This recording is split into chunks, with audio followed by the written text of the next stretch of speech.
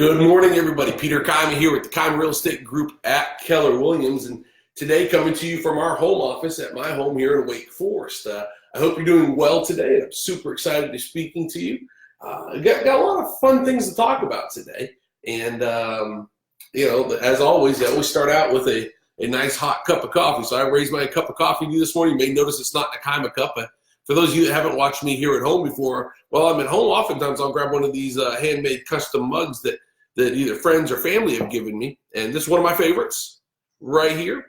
This one's one of my favorites because my friend Chad and Ann Wingler, they went to the mountains of North Carolina where they went to college at Western Carolina University, where same place where I met them, and I went to Western Carolina as well. And they got me this really, really cool handmade mug. And what you can't see, so the little white line is there to indicate the mountains that they and myself love so much, right? And this is made in Sylva, North Carolina. What you can't see, but you can when the sun's on it really good or when the light's hitting it really well, there are other hidden mountains behind there as well, which if you've ever been to the mountains of North Carolina, you know they're kind of layered, right? They kind of have lots of different hues of blues and some blacks and just beautiful colors, but they're layered, much like this cup. And so while I'm at home, oftentimes I'll grab a Kima cup, but many times I'll grab one of these homemade or handmade coffee cups that people make me. And so to Chad and Ann, this morning I raised my cup to you. Oh my goodness, we've got some West Coast followers this morning. Good morning, Briere. It's good to see you guys. Logan, Mom, always good to see you guys as well. Oh, Logan, thank you. I am not feeling great, but I'm at 95%, so I'm getting there. Just this little tickle still. We'll talk about that in a second. I'm hearing a lot of people are sick. So, we were off the air for a week or two because I came down with the worst cold I've had in about 3 years. I remember thinking to myself, I haven't been sick since we've had Ozzy, who I'm petting right now. That's why I keep looking down. I haven't been sick since we've had Ozzy, and we've had Ozzy for about 2.5 years now. And man, I'll tell you what, it got me good. It was 2 weeks ago tomorrow that I woke up and had like this just really sore throat, couldn't swallow really well.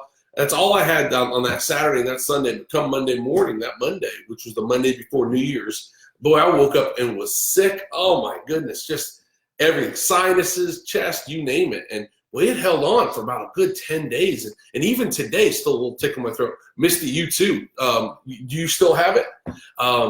That's no fun. Christmas Eve. Oh, God bless you. But anyhow, so grateful to have turned the corner. And I'm always interested in everybody's remedies. Do you go see a doctor? Do you get traditional medicines? Those kind of things. I'll tell you, for me, what worked is when I increased to very heavy doses of a combination of apple cider vinegar and elderberry syrup, unsweetened elderberry syrup. The combination of the two, a couple, 3 times a day, as much as they're not fun to take.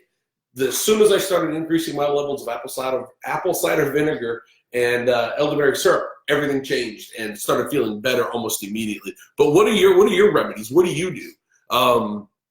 I hear you, Misty. What is it that you do to combat a cold or when you're sick or you're not feeling well? I would love to know what your remedies are. And I'm hearing so many different ones. The one I kept getting referred to me was just grab a bottle of bourbon. All my buddies send me a note. They would tell me, just grab yourself a bottle of bourbon, you'll be fine in 2 days. And I've done that in the past, and I wasn't fine in 2 days, especially at my age now. It takes me about 3 or 4 days to recuperate from a bottle of bourbon. Anyhow, I digress. But speaking of being sick, and again, share those with me. Speaking of being sick, I'll tell you something I'm sick about, and this is going to upset probably 50% of you watching today. I'm sick of the Royals, the royal family. This is a joke in our house and a running conversation, but I don't get it. I just don't get it. Do you understand the royal family? I mean, like, is that something that you're into? Like, to me, they're just humans that have zero ruling power. Like, they have zero power, but yet we treat them and take care of them as though they're special. Like I don't know, maybe they put their pants on differently than I do. I don't know. They get more love and affection than their prime minister does. I don't understand the Royals. I was happy to see a couple of Royals kind of figure out that maybe that lifestyle isn't the one they want, and have stepped back, and it's got everybody around the world so upset. But I remember when people used to get up in the middle of the night, my wife included, get up in the middle of the night to watch Princess Diana get married. And when Princess Diana died, I mean, I don't see the infatuation. Are you infatuated with the Royals? Is that something that Nettie Potts looking? I'm with you. Is that something that you subscribe to? And tell me what the attract. My mother loves the royal family. Loves the royal family. So it's a big battle in our house and at our tables when we have dinners together and we talk about it. But I just don't get it. I don't understand it. Anyhow, so talking about being sick, I'm sick of that. Good morning, Donna. Good morning, Demi. How are you guys? Vodka. Yes, I love it. Donna, I've had it since the day after Christmas. Oh, man, I'm telling you. I'm hearing more and more stories about people being sick recently. So let's move on. I want to say a huge thank you to my good friend and somebody I want you to keep in your prayers today, our friend Megan, who works on our team. Many of you, if you do any business with us at all or know anything about us, know that Megan is the engine that drives us. She's kind of the person who makes things happen for our team. And she's out of the office today. Last week, she stepped in and hosted Coffee Talk for me. Other than the little NC State cup that she held up at the end, the whole Coffee Talk was really nice, and I'm very grateful that she did that. But today, unfortunately, they're making one of those tough decisions, one of those life decisions. They've decided that it is time for their dog to be put down. So if you could today, keep Megan in your thoughts and prayers, and her family and her 2 little boys, and of course her husband Jeremy. I mean, you know how important these dogs become to us. As a matter of fact, there's my buddy right there, Ozzy. Say hello, bud. There's my bud. So these dogs become such a part of what we do every single day, and those are tough decisions. So to Megan, I raised my coffee cup to you this morning. I encourage everybody else to do the same. All right. So I was somebody had sent me a question. So I've got a bunch of questions we're going to answer about real estate. We got a good Q&A on real estate here in a minute that I think will be helpful for so many of you. There's that coffee we're talking about. But I was posed another question this week that I thought was really interesting. They asked me, and I know my answer, but if you could live anywhere in the world, regardless of work or children or family, anywhere in the world, where in the world would you live? And I thought that was interesting. So I pose you that same question. Do you have a place that you just know I could live there? Oh, absolutely. I want to live there. Where is that?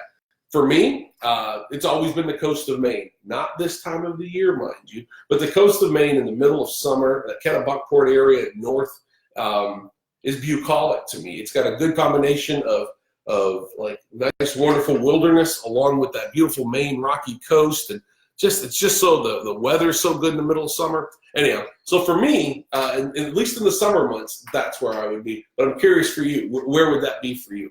Anyhow, so we move on. It's an election year, all right? So one of the things that people get fired up about, religion and politics, right? 2 of the things people get fired up about are religion and politics. And we're in the middle of an election year, and it's been a long election cycle. Now, I love politics. As a matter of fact, I studied political science as an undergraduate. No jokes there. And I love it. I love the whole game. I love everything about it. What I don't like is what we do on Facebook, and that is giving these strong opinions and just denying others their opinion, or just hating on others because of their opinion. You're certainly entitled to your opinion. I'm entitled to mine. But one of the things that I'd encourage you to do is think twice before posting on Facebook or Instagram or TikTok or any place where you're posting these days. And just think twice before you do that. Because quite frankly, guys, we're all in this together. And it's one of those things where, and again, I'm going to cross some borders. So I'm going to try not to. In our family, we support the office of the president. We don't support every president. We're not big fans of every president that comes in. We support that office during those 4 years. And then we use our powerful vote 4 years later to vote however we want. And I would encourage you to do the same, whether you're a Republican, a Democrat, an independent, whatever you may be. Instead of just throwing out all this hateful and aggressive posts online, I'd skip that and just move on and just let your vote count. Let your vote be the one. Now, if somebody will sit down and have a one-on-one discussion with you openly, go ahead and do that. But Facebook isn't the place for it, guys. It just isn't. Those of you that are posting on there and you're posting all these political views, let me tell you what the majority of us think of that. It's not good. It's not a good look for you, no matter what you think. No matter how many people come on there and say, yeah, I agree. Most of us, and I'm going to tell you right now, the huge majority of us look at those posts and we just cringe. So I would think twice about that. That's my PSA today. Anyhow, so getting into real estate, we have a series of questions. So I get questions emailed to me all the time. Can you talk about this on Coffee Talk? Can you talk about that on Coffee Talk? And when we get a number of questions put together, and we get a topic, then we got to bring those forward. We've done that in the past. So This week we're going to talk about buying a home, right? And just some of the basic questions. So for those of you that are first-time home buyers, second-time home buyers, that haven't bought a home in a long time, what's the process look like today? We're not going to get into how the contract has changed and things like that. That's for you and your real estate agent to get into, because there's a lot of education involved there. And I keep bouncing around. Again, I keep bouncing around because my buddy Ozzy's right here. And I'm just bouncing around petting him a little bit. So if I feel like I'm dancing on here, I kind of am. First step to buying a home. Guys, first step, don't call your real estate agent and say, let's go look at homes on Saturday. That's not how you start. The way you start is you got to figure out what you can afford. And so really all people should start by contacting their lender, whoever their lender is. If you don't have a lender, contact your real estate agent and have them recommend a lender. For us, we use Reed Lester and David Colgan at Movement Mortgage. To me, they're the best. If my mother needed a mortgage tomorrow, Reed Lester and David Colgan is exactly who I'd send her to, right? That's how much trust I have in them. And everybody has good lenders, lots of great lenders out there. And so I have so many friends that are in the lending business. But for us, that's who we typically recommend people go visit. Now, that being said, start with your lender and find out, because here's what happens. If you start looking at homes that are $400,000 to $450,000 and builders are putting in bells and whistles and homes like that, and you find out you can afford $325,000, it's a different home, guys. It is a different set of bells and whistles. It's a different set of sometimes finish work. And I want to be careful on that, because you can finish a home at 1,000 square feet like you can finish a home at 5,000 square feet. But more importantly, it's typically the bells and whistles, the space, the layout, the amount of room that they're able to put on the first floor, because first floor building is more expensive than second floor building typically. The fact is, you should always start with your lender. Then you always want to find out, the next question is, do you need to sell your home? We're going to get into that in just a second. How long is the process? Well, the process is really up to you. So we like to start with a consult, right? Consultation. And the reason for that is it's not for us, although there is some benefit to us to have that consultation. Really, the benefit is for you, and that is a time saver, because nothing is worse than getting frustrated. When you come out and you shoot a gun and you shoot buckshot and it spreads everywhere, you'd rather just shoot a rifle, and you want to have kind of a target as to what you're shooting for. And so that consultation allows us to ask questions. And what you'll find out in our consultations, at least, and I think a lot of good real estate agents do this, the consultation isn't about how many bedrooms and bathrooms and how much square feet do you need and do you want a 2-car garage. We get all that information, but we get it by asking lifestyle questions. Where do you eat on Friday nights? Do you go out to eat? Do you cook at home? How often do you cook at home? What kind of food do you cook? Do you have pets? Are you home on the weekends? Are you gone on the weekend? All the lifestyle things are more important than anything else. Where do you work? Because the sticks and bricks can be found, but the lifestyle that is wrapped around those sticks and bricks is really what we're looking to kind of help you find. And so oftentimes what we'll do in these consultations, and they take about an hour typically, is we'll pull up some homes and we'll get some quick, immediate feedback like, oh, I don't like houses that have a flat front. Well, you may not tell us that if we were just talking on the phone, but if you see it, you might be able to give us some more feedback. So that consultation is really important, along with talking to your lender, are really the first steps. The process itself, how long is it? Well, it's as long as you need it to be. So the process itself, from the day that you write your offer and you're accepted and you go under contract, if you're getting a loan, on average, is typically 30 to 45 days on resales. And the new construction could be different, depends on where it is in the process of being built, right? So if the house is, not yet quite at cabinet stage where they haven't put the cabinets in, but it's under roof, meaning the roof is up, the siding is up, all those things are done, but the insides, the guts of the home aren't done yet. We could be several more weeks away. But typically, I would tell you 30 to 45 days is an average closing time for a finished home in our market. Now, if you're coming in with cash, you can close a lot quicker. And quite frankly, even with some loans, you can close a lot quicker. But on average, I would tell you that that's pretty close. Next question we had, do you pay me? Well, as a buyer's agent, we are paid directly from the seller. You see, all sellers pay their listing broker. Actually, we're not even paid by the seller. Buyer agents are paid by the seller's broker. So the seller's broker negotiates a commission with the seller, and let's just for round numbers call it 6%. And they typically will offer half that commission out to a buyer's agent. And so at closing, the buyer's agent is paid by the seller's agents. Do I need a down payment, and how much? Great question. It's a great question for your lender. I'm going to give you some round numbers here. You can go in from 0 to 20% or more. 20% is ideal, right? Because you get rid of something called PMI, primary mortgage insurance, which is just an additional fee that you don't want to pay.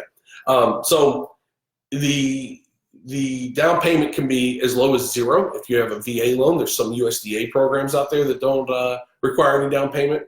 So the answer is it's anywhere from 0 to 20% or above. It can be any number, quite frankly.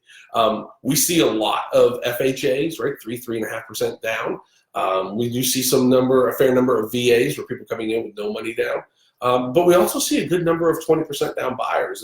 And your story is a lot stronger to the seller when they get that offer, and it shows that you're putting 20%. And it shows that you have the financial wherewithal to actually get that house towards closing. So for what it's worth, that's certainly worth it. A little additional piece of advice. This is just me. This has nothing to do with my real estate license. It's just me, Pete Kima. Big fan of Dave Ramsey. And as Dave says, 15-year mortgages, and get those babies paid off as quickly as you can if you're going to stay in your home for any length of time. You got to figure out, do you need to sell to buy, right? So one of the trickier parts about buying a home, if you have a home that you have to sell and you need the proceeds of that home in order to get into your next home, which is the huge majority of people. I'm not going to lie to you. There's some stress involved in that situation, right? There's lots of moving parts. You've got people. When people are involved, it can be stressful. You've got a buyer of your home and their agent, negotiation of repairs, and getting that house buttoned up and getting it to closing, making sure their lender does their job correctly so that you can actually get it closed. And then closing on the same day on your home most often, on the home you're buying, and doing all the exact same things. And hopefully the seller is cooperating with you on the other end of the equation. So there's lots of moving parts. People want to know where real estate agents can really help make a difference. Well, we coordinate that whole process, and that can sometimes be a little bit tricky. And for some people who get a little confused about, earnest money, due diligence money, and all those kind of things, that's where an agent can really come in and make a difference for you, managing that process. Let's see here. How many homes will we see? One of my favorites. So I had one client, and I hope she watches at some point. It's my little sister, Chrissy. I raised my coffee cup to you this morning. I was very early in my career, and I didn't have borders and patrols and all those things just yet, protecting my time. And she and I, in one day, saw 27 homes. Now, we didn't walk into 27 homes. Several of those we would drive up to and drive away from. But we saw 27 homes in one day. That was the one and only time I ever did that. My borders and patrols went up soon thereafter. I would tell you that what really changes things is when you go to these consultations before going out to look at houses. If you do that, it saves all the time in the world, right? Because then we get that zeroed in, that rifle, we get that focus put back into the equation. And then finally, I want to talk about home inspections. The home inspection and all inspections are on you as the buyer. So a couple of things to think about. I think where this person was headed with this question was, what expenses do I have beyond my 2 deposits, my due diligence deposit, my earnest money deposit? Well, all inspections are on the buyer. And so you've got to be able to afford to do your home inspection. You might want a radon inspection. You might want a chimney inspection. If it has a pool, you might want to have the pool inspected. Might be an irrigation. There's all sorts of inspections that could come into play, but certainly at the very, very least, your home inspection. Beyond that, you've got to be able to pay for your appraisal up front. So there are several fees that are involved with the actual contract, and there's additional costs beyond that. So anyhow, those are the questions that we've accumulated about buying a home. I hope some of those help you. I'm curious to know the answers to the questions I asked you earlier, things like the royal family. In particular, is that just something that you bought into as a young person, and are you still into it today? Anyhow, I raise my coffee cup to you. I hope you have a great weekend. It looks like it's going to be 70 degrees plus this weekend. My buddy Ozzy and I are getting ready, I think, to run outside real quick and enjoy a little bit of this weather. I hope you guys have a great day, and we'll talk to you soon.